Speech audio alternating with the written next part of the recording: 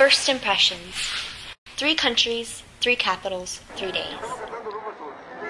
Green is the color of Costa Rica. Everything is green, except for the roofs, which are every other vibrant color imaginable. Apricot orange, pejibaya red, pineapple yellow.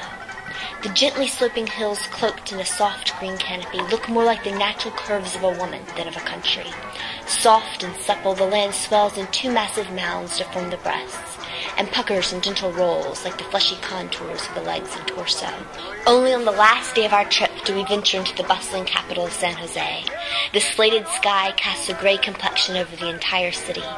San Jose is a different shade of green, unhealthy and gray, like puce compared to the lushness of the previous 5 days.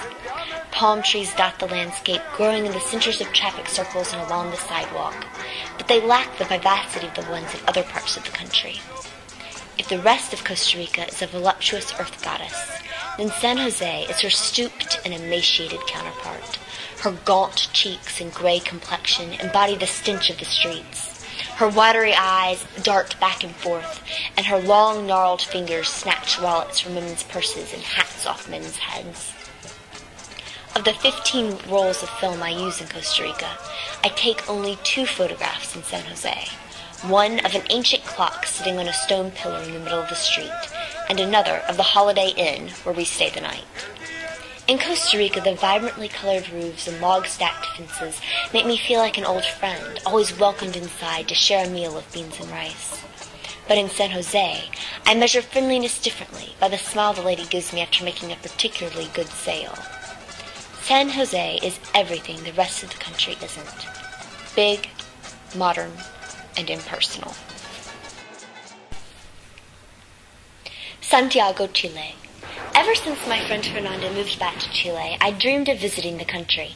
13 years after she moved away, I board a plane to Santiago, and 11 hours later I arrive in the capital city. Blue is the color of Chile in the winter. Looking out my window to the scraggly mountains below, I'm awed by their depth and height. I can't imagine anything conquering this deep landscape. That is, until I see Santiago. But the city of Santiago is more like Maria Inés. Speedy and tiny all over, the capital practically bursts from the streets. I pose in front of every important building in Santiago. At least 4 times. No joke. Everywhere I look, I see hints of the new popping up amongst the old. Tall palm trees with short, thick leaves grow in almost every town square. They aren't natural, Maria Inés says, shaking her head. They're for tourism. Signs for McDonald's and Starbucks are on every corner. At Dunkin' Donuts, I can buy Smiles de Manjar, a donut filled with manjar, Chile's true national treasure, sweeter than caramel and twice as good. Disney Channel and Los Simpsons characters dominate t-shirts hanging from shop windows, and at the movie theater, I can catch up on Hollywood's latest hits. Antique buildings with intricate dental molding, Corinthian columns, and marble statues gesturing from the rooftops are smashed up against new high-rises. But the old refuses to die. For several hundred pesos, the equivalent of about 50 cents, I can get my shoes shined. Or I can buy hot picarones, pumpkin donuts fried one at a time in a large vat of oil. Santiago is so much more than its architecture. It's the midnight art exhibition that serves champagne to celebrate the country's bicentennial. It's the late-night cafe where Maria Inés, Fernanda, and I order lattes and hot chocolates. It's the men in suits crowded around a televised soccer match in the middle of the mall. It's the taste of a fried empanada bursting with hot cheese.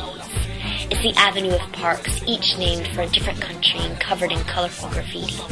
It's the rhythmic, homemade reggaeton of the maids chopping tomatoes and onions into a fine confetti. It's the man at the stoplight tapping on our car window selling Super 8 bars and mixed nuts. And it's the time we spend together around the dinner table. 6 children, 2 adults, all chatting at once in 2 different languages. Washington, D.C. is harder for me to describe than the other cities. Maybe that's because it's my own country's capital. If a capital is supposed to represent a country, and the people make up that country, then in essence, the capital represents the people too.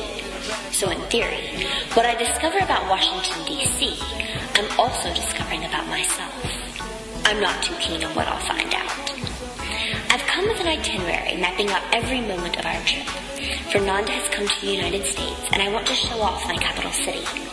I'm determined to do everything on the list. Climb to the top of the Washington Monument, admire the First Lady's inauguration dresses at the National History Museum, catch a train at Union Station, hit Chinatown, and take a nighttime trolley tour of the monuments.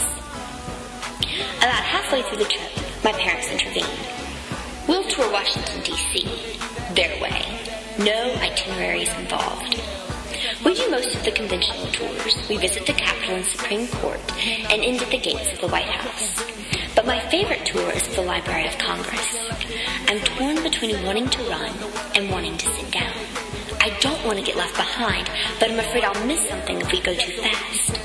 My neck is cramping from staring up at the ceiling for so long.